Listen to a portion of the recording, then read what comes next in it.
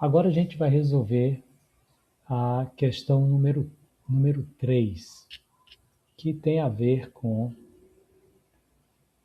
fórmulas relacionadas a fenômenos científicos. Então, essa questão vai abordar duas fórmulas. Uma relacionada à temperatura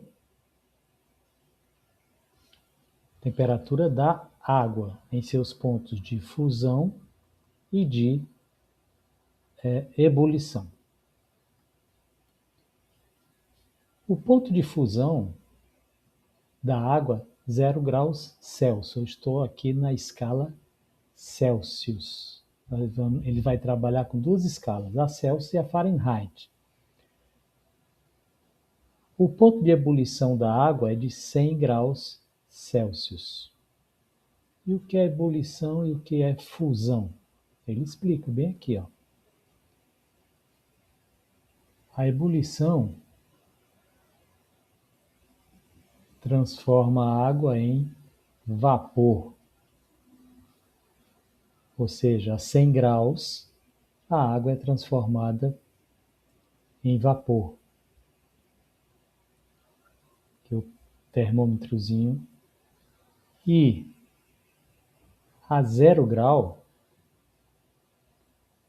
a água é transformada em gelo. 100 graus e 0 graus, mas na escala Celsius. Acontece que existe uma outra escala, normalmente utilizada na língua inglesa, que é a chamada escala Fahrenheit, onde os pontos de fusão e de ebulição são diferentes. Ele fez aqui uma tabelinha. O ponto de fusão da água na escala Celsius vale 0 graus. E o ponto de ebulição, 100 graus. Enquanto na escala Fahrenheit, o ponto de fusão da água é 32 graus Fahrenheit e o de ebulição da água é 212 graus Fahrenheit. E aí ele mostra como converter de graus Celsius para Fahrenheit, utilizando esta fórmula. Mas como é que eu cheguei aqui? Por que para transformar de Celsius para Fahrenheit eu utilizo esta fórmula? Vamos dar uma olhadinha aqui como é que a coisa aconteceu. Eu preparei aqui essa arte. Escalas termométricas.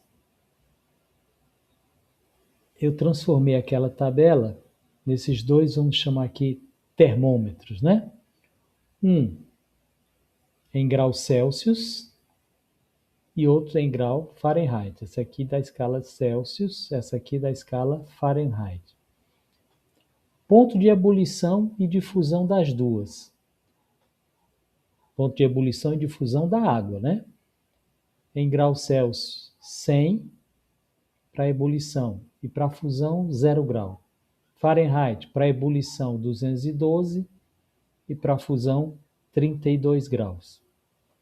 Eu imaginei o seguinte, suponha que eu queira achar uma temperatura C qualquer, em graus Celsius, que corresponde a uma temperatura F qualquer em graus Fahrenheit.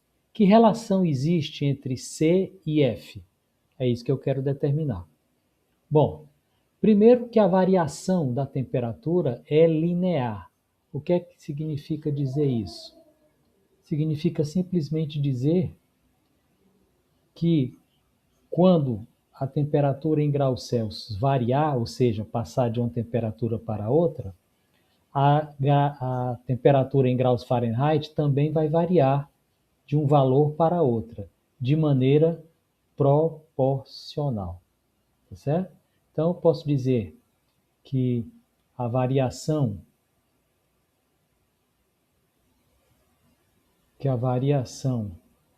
em matemática, a variação a gente chama pela letra grega delta, né? A variação da temperatura em graus Celsius é proporcional, chama a proporcionalidade assim, a variação em graus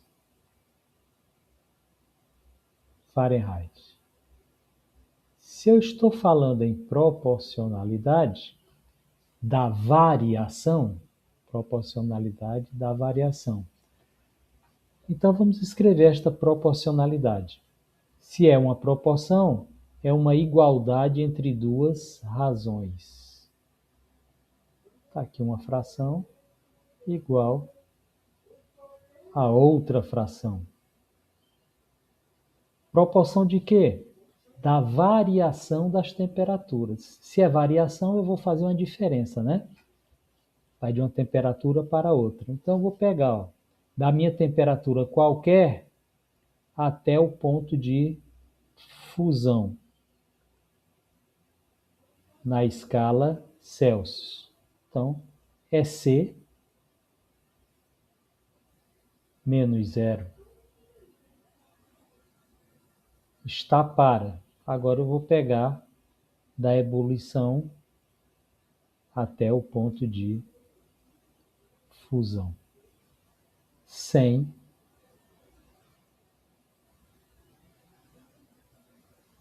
menos zero. Isso na escala Celsius. Vou manter a mesma situação para a escala Fahrenheit. Eu vou variar de F até o ponto de fusão em Fahrenheit, ou seja, F menos 32, e depois do ponto de ebulição da Fahrenheit até o ponto de fusão na Fahrenheit. Mesma coisa que eu fiz na Celsius, né? Ou seja, 212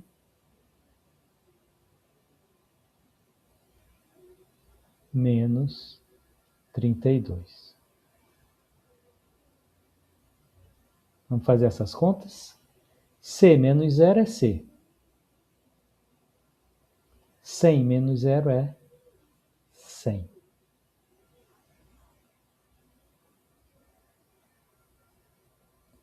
Igual. F menos 32 eu vou simplesmente repetir.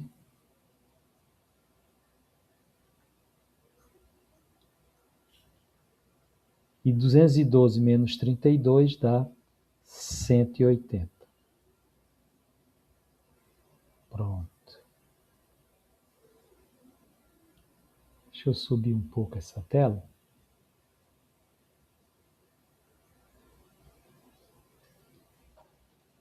Ok.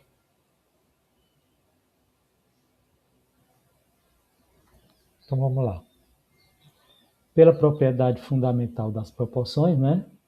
Propriedade fundamental das proporções. Vou aplicar essa propriedade aqui nessa igualdade, né? Que diz assim, o produto dos meios é igual ao produto dos extremos. Ou seja, C vezes 180 é igual a 100 vezes F menos 32.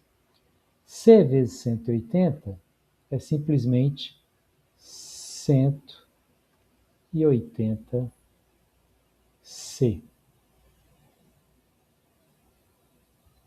Igual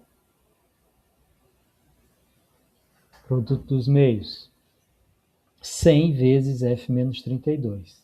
100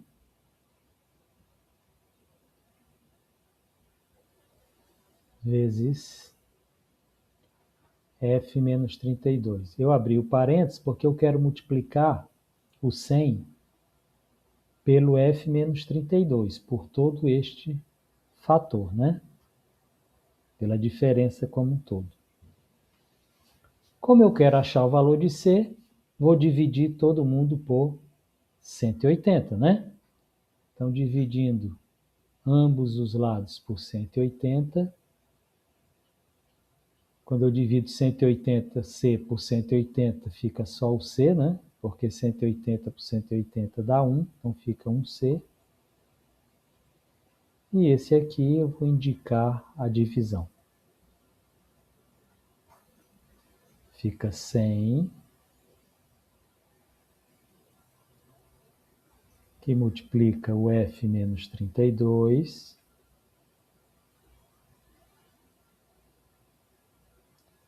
E tudo isso fica dividido por 180. Subindo mais a tela. C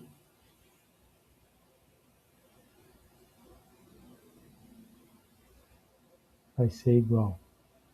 Ora, 100 e 180, eu posso dividir ambos esses termos, eu posso dividi-los por um fator comum, né? Dividir por 20, para simplificar essa fração, ok? Então, dividindo 100 por 20, dá 5. 100 dividido por 20 dá 5. E aqui, F menos 32. Deixa eu aumentar aqui esse traço de fração. A letra não ajuda, mas acho que dá para compreender, né? E 180 dividido por 20 dá 9. E aí a gente chega exatamente à fórmula que o livro indica, né? Que sua apostila mostra. C nada mais é do que F menos 32 sobre 9. Foi desta forma aqui que a gente chegou àquele resultado, certo? Então é por isso que a temperatura Celsius e a temperatura Fahrenheit se relacionam através desta forma. A outra grandeza envolvida neste exemplo que o livro deu foi a velocidade. Então, como é que eu cheguei nessa fórmula aqui da velocidade? Aqui foi mais fácil, né? Que é mais simples. Por que que é mais simples? Simplesmente ele usou a definição de velocidade, tá certo? O que é velocidade? É uma relação entre distância e tempo. Pronto, foi exatamente isso que eu usei aqui para mostrar por que o livro usou aquela fórmula. A velocidade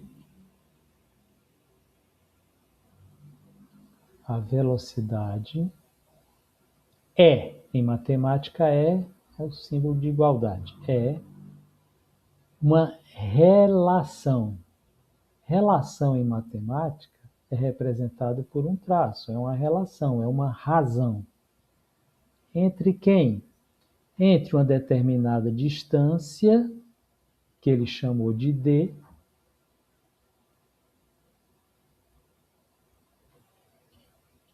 e o tempo que um móvel gastou para percorrer esta distância. O tempo ele chamou de T. Então veja como foi mais simples, né? Achar a fórmula que relaciona ou que diz o valor da velocidade de um determinado móvel. Tá bom? Foi por isso que ele chegou a essa conclusão, que a velocidade é a distância em relação ao tempo. E depois ele fez uma mera aplicação direta da fórmula. Observe. Suponha que um veículo percorra certa distância, ou seja, eu não sei que distância é essa, né? Ele não sabe a distância. Essa distância aqui é desconhecida. Ó.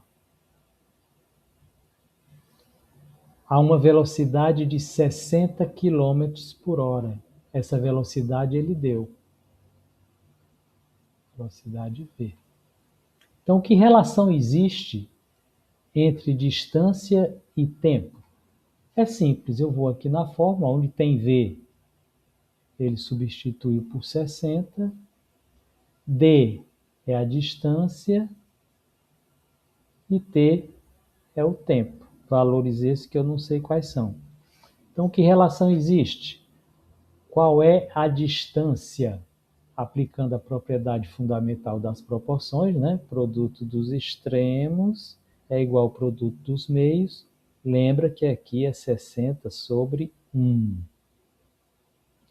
Então, d vezes 1 é d, e 60 vezes t é 60t. Por isso que isso aqui é d igual a 60t. Não é simples? Aplicação direta da fórmula. Só isso. Então, se o t for 2, qual foi a distância percorrida? 60 vezes 2. Se o t for 3, a distância percorrida é 60 vezes 3.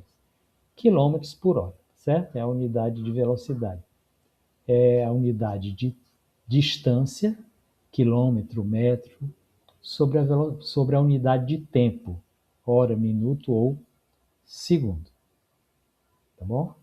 Então, com essa teoria aqui, você vai conseguir resolver a questão que está lá na prova.